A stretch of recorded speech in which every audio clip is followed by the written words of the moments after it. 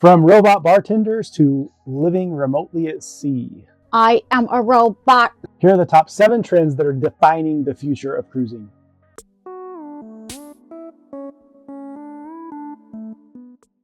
I'm Amy. And I'm Jordan. And we are Beyond the Dock. With the rapid growth of AI recently, more and more cruise lines are utilizing AI and robotics to enhance the customer experience. Like, for example, we have the robotic bartenders that MSC and Royal Caribbean have. AI is assisting with meal planning and predicting passenger interests and preferences. How far do you think this robot trend will go? Are we going to have robots in the buffets? I don't know, can you imagine having like a robot arm picking up here, passing you your bacon? And how would that work? That's true. Would you have to press a button and say, I want bacon? 3 pieces, please. Yes. I want this many bacon. I don't know. There's the robot that brings the food at some restaurants. Maybe you can order like Virgin does at the table, and then the robot comes and delivers what you want to you. Yeah, that could work because they have a lot of tracking now. Like Virgin has the wristband, Princess has the medallion. Mm-hmm. Others are changing it so the robot can find you that way. I'm not very good at Me neither. What was the Barney? I have no idea. I am a robot. I feel great when I touch my shoulders. I walk real straight. We're keeping that. No. Next on our list is next level entertainment and immersive tech. So entertainment on cruise ships is evolving as technology evolves. We still do have the older type of shows, musicals and the dancing and singing, but we also have more immersive type of technologies in VR. We have water shows, a lot of different new technologies coming out that is increasing the enjoyment of the shows. Like Princess has the 360 and extraordinary experience, and Royal Caribbean has the 270 theater. No, we don't go to a whole lot of shows. We go to some of the ones that look the coolest. We haven't really experienced any type of new technologies in the shows we've been to yet, but I know they're out there. We do like VR. That's pretty cool. Wonder if they could have one of those experiences, or like at some of the amusement parks where you're sitting in the benches move with the screen. I don't know. Yeah, it's like the 4D motion. Yeah. Right. I don't know. I haven't seen anything like that on a cruise ship though. That makes more sense than the VR, because VR you really need a big room for, and there's not a lot of space. But yeah, motion rides usually take limited space because you're moving in place instead of all over. Yeah, they have like the 3D race car simulations and things, but that's more one at a time. Yeah. I wonder. I don't know. That would be interesting if they do start having group experiences like that. That would be pretty cool. Number 3 on our list is private island expansions and exclusive destinations. So many of the top cruise lines are investing heavily in updating their private islands or expanding to more than one private island. Like we have Royal Caribbean's Perfect Day at Coco Cay, and they have one that they're also opening up around Mexico. MSC has their Ocean Key. Norwegian has Great Stirrup Key. Carnival has Half Moon Key, and then they have their other newer one that they're working. And then we have a lot of different types of activities like over-the-water cabanas, zip lines, private villas. And then in addition to private islands, we have private beach clubs like Virgin Bimini has a Bimini Beach Club that they use. And there's a lot of other expansions in the works for those type of places. We always enjoy the private island days. You can tell that they definitely go all out. We have mentioned how we love the private villas. We're doing that again soon.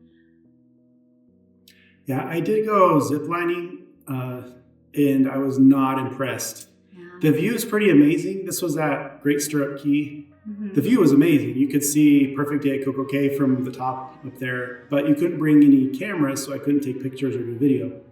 But then the zip lines, I went on all of them they had, and they were so slow. They had to throw a bag out, and then I had to pull myself in because they were so slow. So it's not something I recommend. You didn't love the snorkeling that they had set up, but it was newer. Yeah. We did do some snorkeling. where maybe you weren't supposed to. Well, make sure you stay in the boundaries. Sorry, I shouldn't have brought that one up. Yeah, follow the rules. Cut that out. Yeah, follow the rules. They're there for your safety. Don't go outside of the flags because they said that there are different types of sharks that swim in those channels. And so the boundaries are there for your safety. Yes. Also on these private islands, sometimes they have extended stays where you could stay overnight. And that's something that could be fun because you don't have to hurry and get all your stuff done within a few hours. You can take more time with it and just enjoy the private island, enjoy the beach and whatever activities they have. Yeah, I think an evening at the beach is so nice. What do you guys think? Would you ever want to stay over at one of the villas overnight? That would be amazing. Have a little fire on the beach. Yeah. Yes. Yeah, let us know in the comments. I want to read them. Coming in at number 4, we have eco-friendly and sustainable ships. More and more cruise ships now are shifting over to LNG power instead because it's a much cleaner fuel. Some of them are switching to hydroelectric power. Other advancements we have are shore power, where the ship plugs in at the dock instead of using their fuel while they're docked. It helps with noise and also helps with pollution in the local area. And then many ships are using advanced recycling so that they can reuse any waste that they can reuse and recycle the rest, or dispose of it responsibly. Passengers are more interested in responsible travel. The numbers of cruisers are increasing every year, so it's important that they are focusing on this. As a cruiser, it's important that we keep the environment we're cruising in clean and enjoyable for not just us, but for generations to come. Because no one wants to see the end of the cruise industry. We love going on cruises and just seeing the world this way. The number 5 trend of the future is work at sea and extended voyages. More and more cruise ships are realizing that in this remote work environment, a lot of people want to work remotely on a cruise ship. So to help accommodate this, we have high-speed internet now. A lot of the ships have Starlink, so gone are the days of dial-up type internet on a cruise ship. A lot of cruise ships now are coming out with co-working spaces, similar to a business center in a hotel. It would be like that on a cruise ship. We also have many itineraries now that are longer than 10 to 14 days. We have 90-day, 120-day, year-long cruises now that travel the world. And now with remote work, you can work remotely and travel the world. You work remotely, but you are not allowed to work outside the US. So nope. That wouldn't work for us. But also I wonder how they could juggle their time. Like days at sea, easy to work. But when you're at a stop, how do you fit in that work time? Yeah, you either don't get off the ship, or maybe you can take PTO that day. Yeah.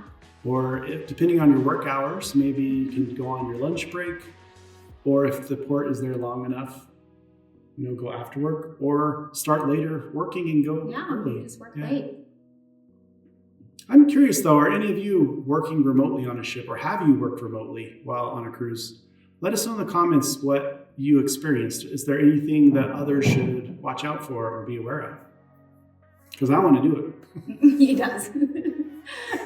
While we're on the topic of working remotely from sea and extended itineraries, a new trend that's fairly new is residential ships. We have a number of companies that are now coming out with cruise ships where you can buy a cabin and live on the ship.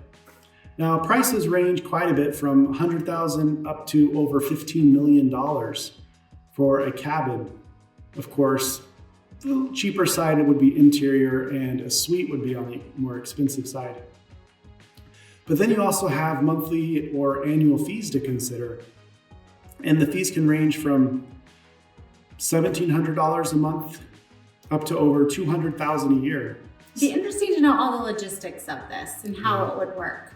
Because some of these are already older ships that they're refurbishing for this. So at what point are they going to scrap these ships, and how will that impact the people that have bought rooms?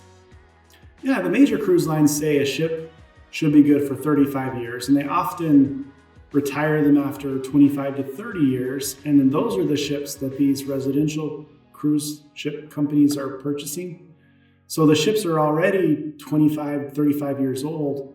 They do pour a lot of money into them. Like Crescent Seas said they're putting $50 million into the ship they're getting from Norwegian.